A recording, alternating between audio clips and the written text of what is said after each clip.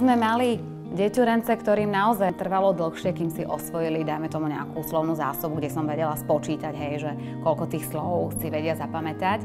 A osobne si myslím, že pri práci s tým tabletom nám to išlo ako keby rýchlejšie. Dobrý deň, volám sa Dušan Baranec, som autorom systému Visual Reading. Visual Reading je viacúčelová špeciálno-pedagogická platforma určená pre vzdelávanie detí so špeciálnymi výchovno-vzdelávacími potrebami.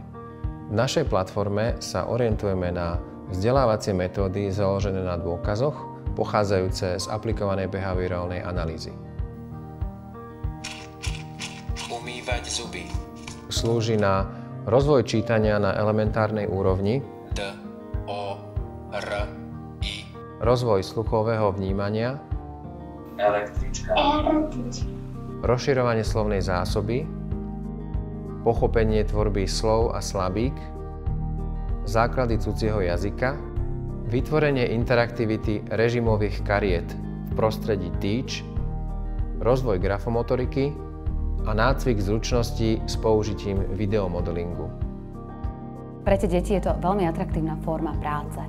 Tým pádom rýchlejšie napredujú. Myslím si, že sa aj lepšie sústredia pri tom tablete, lebo sú na ten tablet zvyknutí už z domu. To množstvo materiálov, ktoré ako učiteľ musím vyrobiť, tak nestíham vyrábať, lebo to je práca na doma po väčšine a vizuálne čítanie ma presne odbremení od tohto, čo mám najmenej rada, aby som strihala a lepila doma. Deti majú vizuálne čítanie najsam radšej, veľmi radi, a čo mňa najviac prekvapilo, keď môj žiak z poruchou autistického spektra, ktorý si minimálne žiada, a bolo to práve vizuálne čítanie, ktoré si vyžiadal po dlhom čase vôbec niečo sama spontánne. Hlavným impulzom, prečo som tento systém začal vyvíjať, bolo to, že som sa sám ocitol v pozícii rodiča dieťaťa so špeciálnymi potrebami a týmto spôsobom som chcel vlastne zefektívniť výučbu svojho vlastného dieťaťa.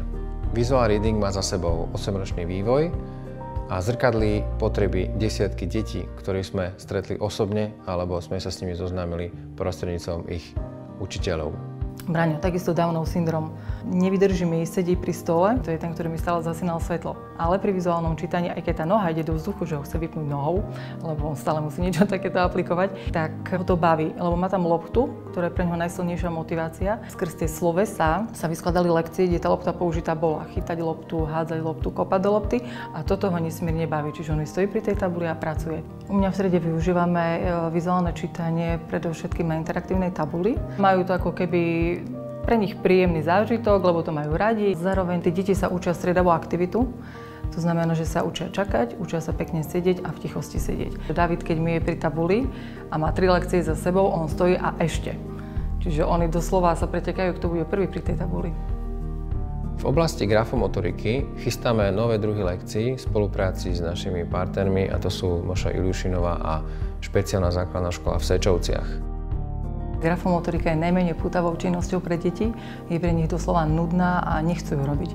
A tým, že tam tie posilnenia dáme a budú to mať v tom interaktívnom prostredí, tak určite ich to bude motivovať.